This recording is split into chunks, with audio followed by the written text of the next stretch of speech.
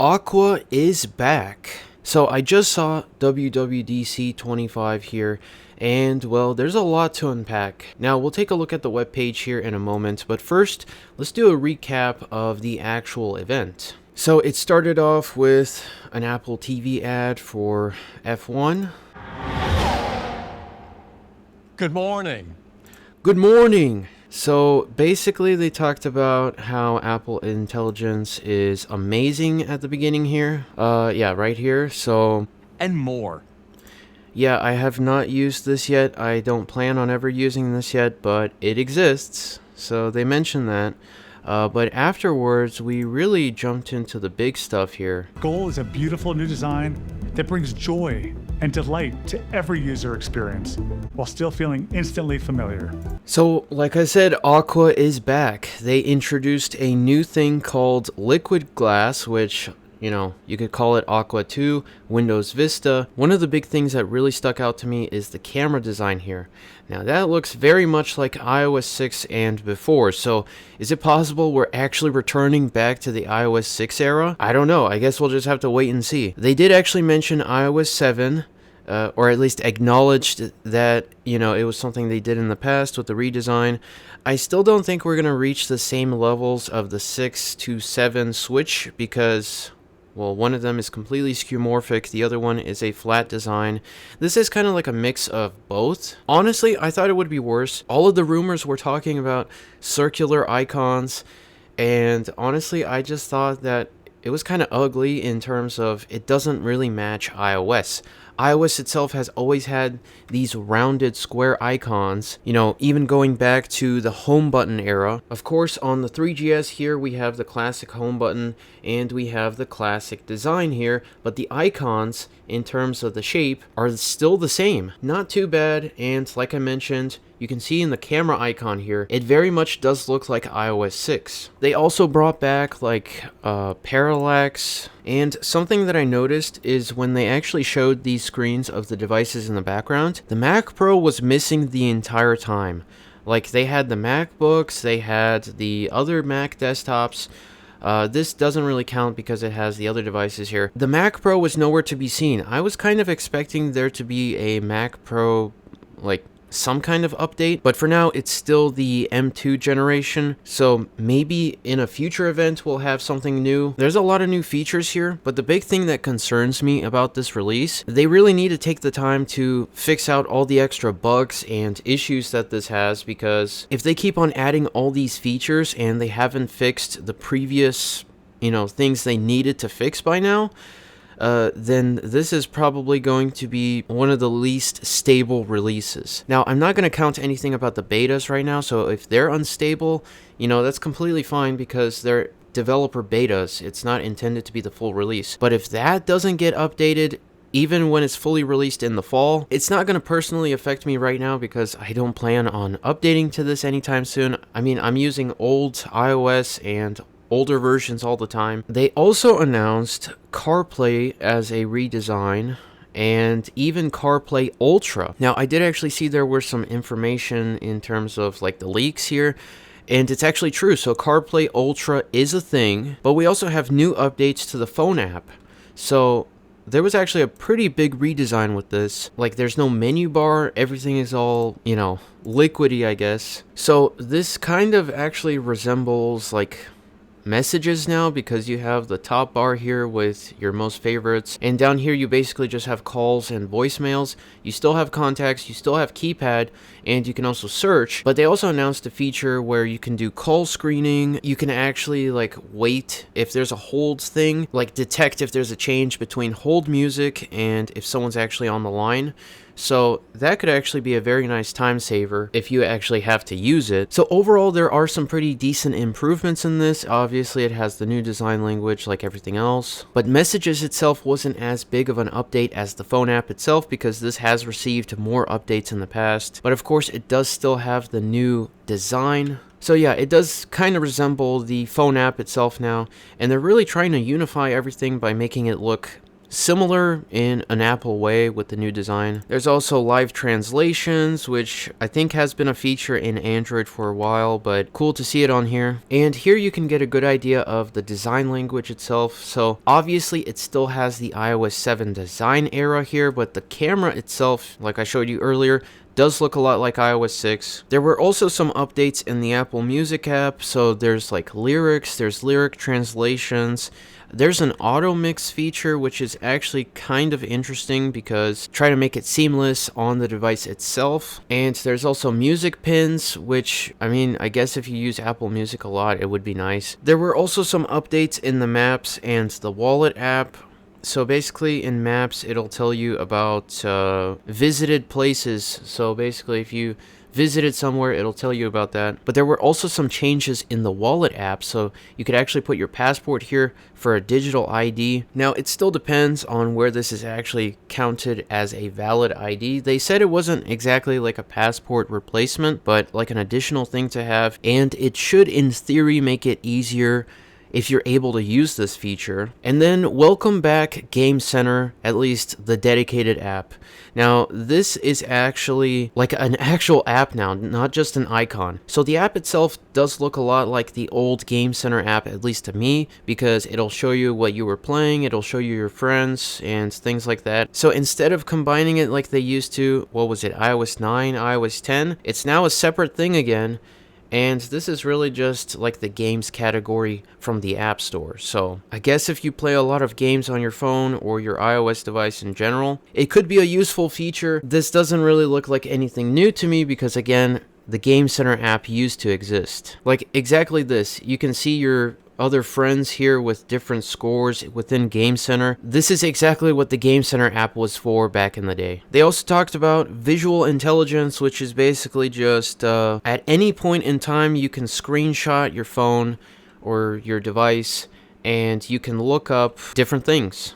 Control or action button to pull up ratings for a cafe you walk by, or find sneakers similar to the ones you see when you're out and about. So you do have to screenshot to take this feature, and I don't know if this is just going to clog up your photo library with a whole bunch of random screenshots, but at least the way it shows up within the screenshot interface, you can just hold something and use the visual intelligence to look stuff up. And for the most part, there's a lot of new changes within iOS. Oh yeah, by the way, it's called iOS 26 now. They're going off of the year now, not just the version it is. And the oldest models that are supported are the iPhone 11 lineup. So now we don't have the XS anymore. Now watchOS has the big redesign as well. You can see here in the control center. Honestly, liquid glass actually does look pretty decent on these devices, but with watchOS, one of the big features they were talking about is Workout Buddy, which is just an AI voice that'll talk to you. And not only that, you can now use the Notes app on your watch. Now, I don't know how well that'll work out because it's a tiny display, but I guess if you want to look at your notes without looking at your phone, that's an option. And there was also some smart stack things, which, okay, cool. But yeah, the Workout Buddy, I don't know how many people are even going to use that in the first place. It just sounds like an AI text-to-speech robot. I'd rather just listen to my iPod if I was doing a run or something. Now, what's funny about the tvOS section here is that most of it was basically just a advertisement, but of course it does have the new design. You can do karaoke now, and there's also custom profiles, which I thought was a thing before, but they talked about it like it was new, so there's that. And then we come to macOS. Gotta have the funny Craig moment. macOS. They also talked about the crack marketing team, which is very important, and now it's called macOS Tahoe. Half the time I'm probably gonna think of the Chevrolet Tahoe, but it's cool. It's what the crack marketing team came up with, so why not? And the thing I was talking about earlier is that we obviously have the Mac Studio, the Mac Mini, the iMac, the MacBooks, but there's no Mac Pro. That's why I was kind of expecting there to be a one more thing at the end. The new macOS version is, well, honestly, it still looks pretty similar to the older ones, but with the new design language. The Finder icon kind of looks a bit strange with the outline, But apart from that, it's not bad. There's no dedicated menu bar in terms of like an actual bar. It's just up here in the corner now. And the thing about the sidebar is that this thing is actually translucent. So here's the control center with the liquid glass design. Doesn't look half bad the way they implemented here, but seeing it in person is probably going to be a bit different. Live activities are also a thing now, but this kind of uses the iPhone as well, alongside the iPhone mirroring. If you have like an app or a notification or something on your phone, it'll show up within macOS. Oh yeah, and you also get the phone app on macOS now. But Spotlight itself now is like even more bloated. They say you can do things like write and send an email directly from Spotlight. Do you really need to do it from Spotlight directly? Like, this is supposed to be an optimized search engine for your computer. Like, what else? Are you going to be able to do edits in Final Cut Pro within Spotlight directly? And then they keep on talking about Apple Intelligence and things like that, especially with this. Like, you did not need to have this right here. They also talked about the Metal 4 API for gaming, because now you can also have the Games app on your Mac itself. But again, they didn't feature the Mac Pro at all. They also talked about Vision OS and the special features that you can basically install in your space, and they'll actually stay there. I mean, I guess it's interesting for the hundreds of companies that have Vision Pro. That's what they actually said, hundreds of companies. And we're thrilled to share that Sony is bringing support for PlayStation VR2 Sense controller. So for the console that has no games, you can use the controllers for the Apple Vision Pro. You can also play back 360-degree video on this, which is pretty cool. Live these awesome moments like you're there all over again. And then comes iPadOS. Now, I'm actually kind of surprised they left this at this point, you know, closer to the end. But iPadOS actually got a pretty significant update. It's basically macOS with extra steps now. You actually get a window system. You get all the integrated iOS features with the new design language and all things like that. You get a more accurate pointer. It doesn't look like the macOS pointer. It actually does resemble a pointer now. And there's even a menu bar. Oh yeah, you can also multitask and have background tasks. This is honestly pretty crazy to see, because we've had iPads with M1 chips for how long now? And you can actually do things with it instead of just using it like an older iPad. The Files app also has more features. It's not exactly Finder, but you can actually do more with it. They also brought the Preview app into iPad. So just like on macOS, you can now use it on the iPad. And then at the end here, there were some things with developer APIs and things like that. And then there was also this pretty, honestly, unexpected part. 6 out of 5 stars. But we do still have Intel support. So now let's switch over to the website here and actually take a look at what they have. So they actually changed the way they actually display the software versions. So obviously they're all version 26 now. And if we go to any one of these really, the URL now begins with just OS, and then they have different sections here for the different versions. So there's just a general overview, iOS, macOS, and so on. And obviously, if you want more details, you can go here. But in terms of the support, iOS 26, of course, does support the iPhone 11, like we mentioned, and the second generation SE. Now, it'll be interesting to see how it runs on the SE, because it, of course, has the older design. You know, one of the last classic home button iPhones. Now, the interesting thing about macOS 26 is that Intel MacBook Airs, they're gone. Like, only M1 and above. The Intel MacBook Pro models are still supported in terms of the 2019 and the 2020. No more 2018. Intel iMacs from 2020 are supported, but we don't have the 2018 Mac Mini anymore, and we also don't have the iMac Pro. That's gone. Of course, we also have the Mac Studio and the Mac Pro, the 2019 and newer. That's kind of to be expected, because if you paid that much for a 2019, I'm sure that a lot of people would be angry if it wasn't getting this update. Now, it's possible we may have a future event talking about the Mac Pro, but again, we'll just have to wait and see. The crazy thing about iPadOS is that the first generation iPad Pro 11-inch from 2018 is still supported. So that's a very solid device to still receive modern support. As for watchOS, this is essentially the same as before. Series 6 is the oldest that supports this update, and of course everything newer from that. And for the Vision Pro, well, that's just the Vision Pro. So overall, WWDC 25 was pretty interesting. Now, this stuff doesn't personally affect me because I'm not going to update to any of these. Watching the keynote, it's like, wow, it's the future or whatever, but then you snap back into reality and realize that 95% of these features you're probably never going to use in the first place. Yeah, I mean, it's a cool update. There's a lot of significant changes, but it still won't be like Mavericks to Yosemite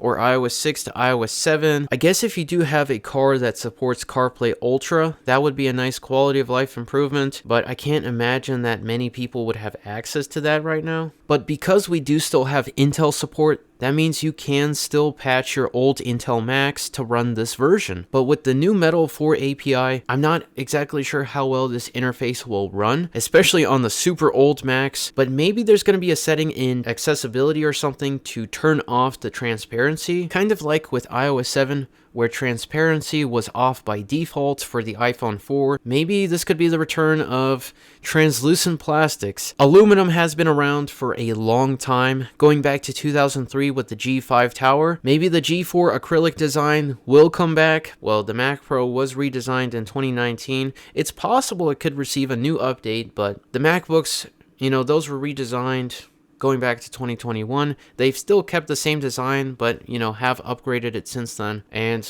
the Mac Mini did receive a new update, but that was fairly recent. It's not a bad update. I guess we'll just have to wait and see in terms of stability, because that's the big thing that really concerns me. Like I said with iOS, with any of these versions in general, if they haven't optimized it like they did back in the Leopard to Snow Leopard days, then it's probably not going to be a fun experience. This really needs to be like a Snow Leopard overhaul where it just works. But again, they've added so many features that we just need to wait and see. But to wrap things up, that was my overview of WWDC 25. It definitely was a big design update. Stability is also a very important thing that can't be overlooked. There were no new hardware announcements, but again, this is primarily a software event. Yes, they've done it in the past, but it's not a guaranteed thing. This is not a hardware event. It's mainly just for software. Now, with this out of the way, I'm going to continue to use macOS Lion because at least I know that the Mac Pro will always provide a nice skeuomorphic design here. Hopefully you guys enjoyed today's video. If you enjoyed the commentary and my thoughts about the event, then consider leaving a thumbs up. And if you want to see more awesome reaction content like this, then consider subscribing. But that's going to be it for now. As always, thank you very much for watching, and I'll see you in the next one.